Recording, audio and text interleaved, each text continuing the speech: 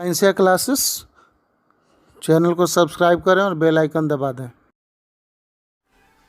Hello guys, welcome to my YouTube channel. आज की video में हम लोग स्टडी करने वाले हैं स्टमक। जैसा कि आपको पता है कि हम लोग अभी लाइफ प्रोसेस की सीरीज चला रहे हैं और इस सीरीज़ में हम अभी तक बहुत सारे वीडियो को पब्लिश कर चुके हैं। तो वैसे स्टूडेंट्स जो मेरे वीडियो को नहीं देख पाए हैं तो कृपया करके मेरे वीडियो के आई बटन में जाकर वहाँ वीडियो को देख सकते हैं, या तो डिस्क्रिप्शन बॉक्स में जाकर लिंक को क्लिक करके देख सकते हैं। तो चलिए आज का वीडियो हम लोग शुरू करते हैं। तो बच्चों, आज के वीडियो में हम लोग बात करने वाले हैं स्टमक के बारे में। जैसा कि आपको पहले से पता होगा, स्टमक हमारे बॉडी का एक इम्पॉर्टेंट ऑर्गन है और यह ऑर्गन हमारे डाइजेस्टिव सिस्टम का भी एक इम्पॉर्टेंट पार्ट है। यह स्टमक इसोफेगस और डियोडेनम के बीच पाया जाता है। Stomach is situated in between the oesophagus and duodenum. It is a J-shaped structure and bag or sac-like structure.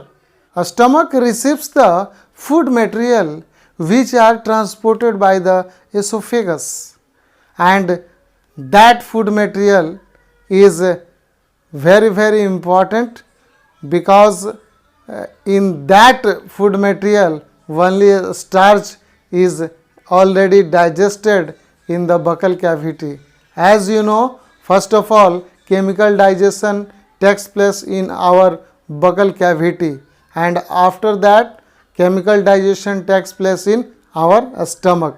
So a stomach is the very important digestive organ where food material is digested. यानी हमारे digestive system का stomach ये दूसरा organ है जहाँ की भोजन का डाइजेशन होता है, जहाँ की फूड मटेरियल का डाइजेशन होता है। बकल कैविटी में पहला डाइजेशन स्टार्ट होता है बच्चों, और स्टमक एक ऐसा ऑर्गन है जहाँ दूसरा केमिकल डाइजेशन स्टार्ट होता है। तो स्टमक में फूड मटेरियल के पहुँचने के बाद स्टमक के इनर वॉल्स के अंदर, that is mucosa layer, stomach का जो इनर वॉल है उसे हम म्यूकोसा लेयर कहते हैं, और म्यूकोसा लेयर में present gastric glands gastric juice release करते हैं। तो बच्चों, गैस्ट्रिक जूस किन किन चीज़ों से बना होता है उसके बारे में हम लोग जान लें।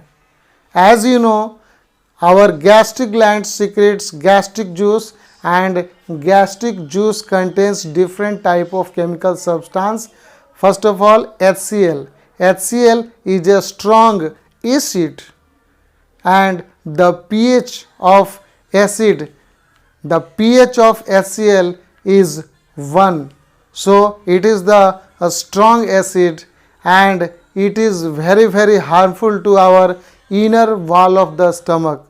So the effect of HCl is neutralized by the mucus secretion, and as you know, in our inner wall of a stomach, goblet cells or mucus glands are present which secretes mucus, and the effect of HCl is neutralized by the mucus secretion.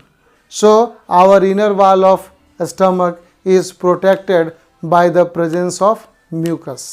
यानी हम कह सकते हैं कि हमारे stomach का जो inner wall है वो HCl से हमें म्यूकस ही बचाता है। यानी म्यूकस यदि नहीं होगा तो हमारे स्टमक का इनर वॉल क्या हो जाएगा, वो डिज़ोल्व हो जाएगा।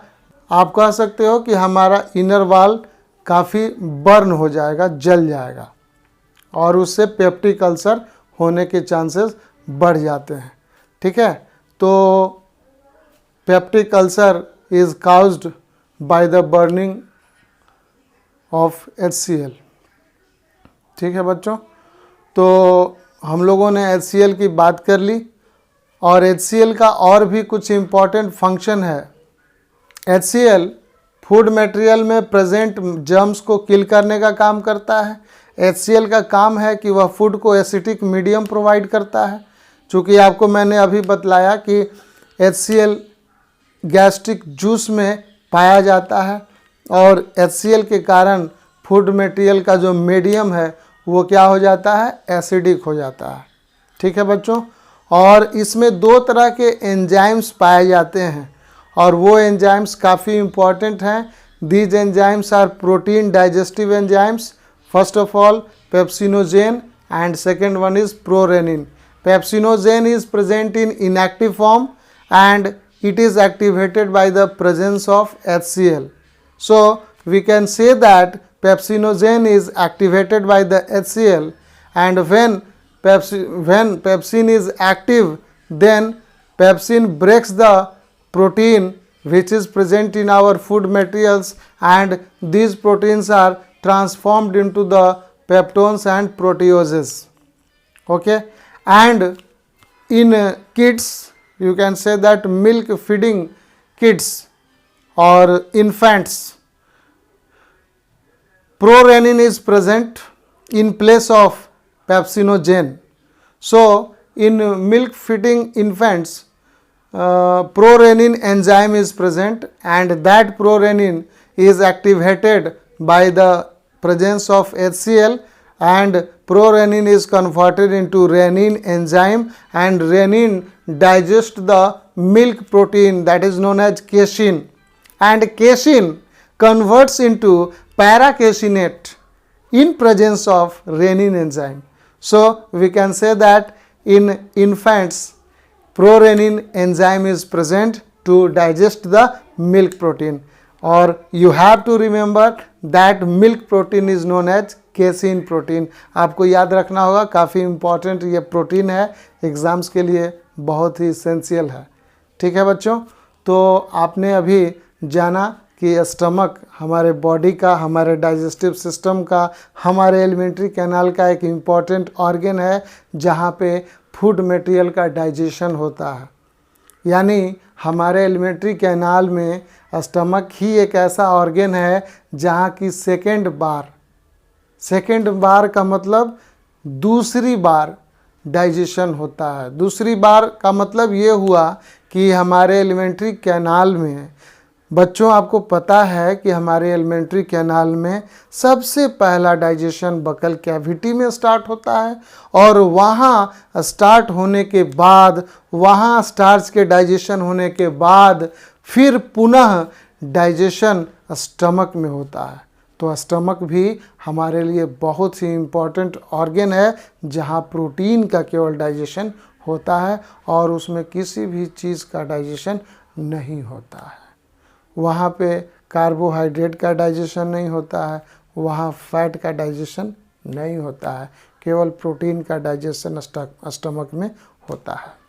और बच्चों याद रखना है कि हमारा स्टमक के अंदर जो प्रोटेक्टिव लेयर तैयार करता है वो म्यूकस है, क्योंकि म्यूकस का एक प्रोटेक्टिव लेयर बन जाता है और वो एक लेप की तरह, एक लुब्रिकेंट की तरह काम करता है, और उसके ऊपर फूड मटेरियल्स पाए जाते हैं और HCl अपना काम करता है। तो HCl acts as a microbial agent, HCl acts as a germs killer, HCl provides the acidic medium। तो आइए हम लोग बोर्ड पे चलते हैं और देखते हैं कि हमने बोर्ड पे क्या क्या पॉइंट लिखा है, उसको भी हम लोग पढ़कर एक बार कोरिलेट करा लेते हैं। ध्यान दीजिएगा बच्चों, stomach it is a bag or sack like or J shaped structure which is present between oesophagus and duodenum of small intestine, and oesophagus and duodenum, ये इन दोनों के बीच में स्टमक पाया जाता है। और स्टमक का जो सबसे पहला ओपनिंग है जहाँ की एसोफेगस आकर मिलता है स्टमक में, उसको हम लोग कार्डियक स्फिंक्टर के नाम से जानते हैं। तो कार्डियक स्फिंक्टर जो मैंने यहाँ लिखा है बच्चों, वो यहाँ पे पाया जाता है, कार्डियक स्फिंक्टर। ठीक है, तो कार्डियक स्फिंक्टर एक ऐसा रिंग है जहाँ एसोफेगस आकर खुलता है। तो आप कह सकते हैं कि oesophagus just opens into stomach through cardiac sphincter. Okay, और स्टमक के बाद जो यहाँ पे स्फिंक्टर है उसका नाम है पाइलोरिक स्फिंक्टर। तो पाइलोरिक स्फिंक्टर से डियोडेनम बाहर निकलता है। तो स्टमक में दो तरह के स्फिंक्टर पाए जाते हैं बच्चों, याद रखिएगा, कार्डियक स्फिंक्टर और पाइलोरिक स्फिंक्टर। और इसके बाद का पॉइंट क्या है, inner wall of stomach contains many gastric glands. तो इस इनर वॉल में बच्चों मैं एक रफ स्केच बना दे रहा हूँ ताकि आपको समझ में आ जाए। इनर वॉल, गैस्ट्रिक ग्लैंड के स्टमक के इनर वॉल में ट्यूब्यूलर ग्लैंड्स पाए जाते हैं। एक्चुअली ये ट्यूब्यूलर फॉर्म में होंगे, मैं जस्ट इसी तरह से बना दिया। तो ये ट्यूब्यूलर फॉर्म में ट्यूब्यूलर ग्लैंड्स होते हैं। तो स्टमक के इनर वॉल में जो ग्लैंड पाए जाते हैं, that gland is known as gastric gland. तो इसको हम लोग क्या बोलते हैं, इसको हम लोग गैस्ट्रिक ग्लैंड्स बोलते हैं। और गैस्ट्रिक ग्लैंड्स कौन सा जूस सिक्रीट करते हैं, तो उसको हम लोग कहते हैं गैस्ट्रिक जूस। ठीक है, तो इसको हम लोग क्या बोलेंगे बच्चों, उसको हम लोग गैस्ट्रिक जूस के नाम से जानते हैं। Gastric gland secretes gastric juice. Gastric juice contains following chemicals. First one is HCl, जो कि मैंने आपको बतलाया। Second pepsinogen. Third mucus. Mucus is secreted by mucus glands. Mucus protects the wall from HCl। तो म्यूकस क्या करता है, HCl से हमारे इनर वॉल को प्रोटेक्ट करता है। तो HCl के बारे में हम लोग जान ले। HCl is a strong acid secreted by parietal or oxyntic cells. It kills the germs present in food material. It makes the food acidic. ये क्या करता है, फूड को एसिडिक बनाता है। It activates the inactive pepsinogen. ये आपको important है, ये जानना है कि ये क्या करता है, इनएक्टिव पेप्सिनोजेन एंजाइम्स को पेप्सिन में कन्वर्ट करता है। आपको जरूर जानना चाहिए बच्चों, pepsinogen is a type of protein digestive enzymes. आपको याद रखना होगा एंजाइम्स नॉट हार्मोन्स। तो बच्चे कभी कभी एंजाइम्स की जगह हार्मोन्स भी लिख लेते हैं, तो आपको याद रखना होगा डाइजेस्टिव सिस्टम में हम लोग एंजाइम्स की बात करेंगे। तो यहाँ पे पेप्सिनोजेन क्या है, इनएक्टिव एंजाइम्स है। और ये एंजाइम क्या करते हैं, प्रोटीन को डाइजेस्टिव करने वाले एंजाइम्स होते हैं, इसलिए हम इसे प्रोटीन डाइजेस्टिव एंजाइम्स या इसे हम प्रोटियोलाइटिक एंजाइम्स के नाम से जानते हैं। आप याद रखिएगा, पेप्सिनोजेन यानी पेप्सिन इज प्रोटियोलाइटिक एंजाइम्स। इसको हम लोग क्या बोलते हैं, प्रोटियोलाइटिक एंजाइम्स। प्रोटीन को डाइजेस्ट करने वाले एंजाइम्स को क्या बोलते हैं, प्रोटियोलाइटिक एंजाइम्स। ठीक है, अगला पॉइंट क्या है, pepsinogen. It is a protein digestive enzymes. Protein is digested into peptones and proteases in presence of pepsin enzyme, and in absence of pepsinogen enzymes prorenin is present, and prorenin digests the milk protein. casein is known as milk protein. मैंने आपको अभी अभी बतलाया कि casein क्या है बच्चों, तो ये मिल्क प्रोटीन है। Casein is the milk protein and it is digested by rennin into paracaseinate. तो curdling of milk takes place due to rennin enzyme, and rennin enzyme is present in infants who feeds on milk. So milk feeding kids digest the milk due to presence of rennin. Okay, तो वैसे kids में rennin enzyme casein को पैराकेसिनेट में change कर देते हैं।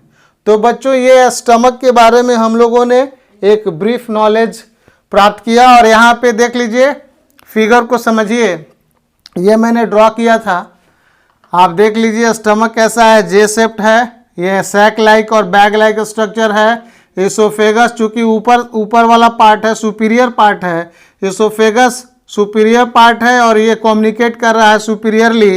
And duodenum is the C shaped structure which is communicated posteriorly. तो ये नीचे से या इंफीरियरली, ये डिओडेनम है। Duodenum is the first part of small intestine and this duodenum communicates with stomach through the pyloric sphincter and superiorly esophagus communicates with the stomach through cardiac sphincter।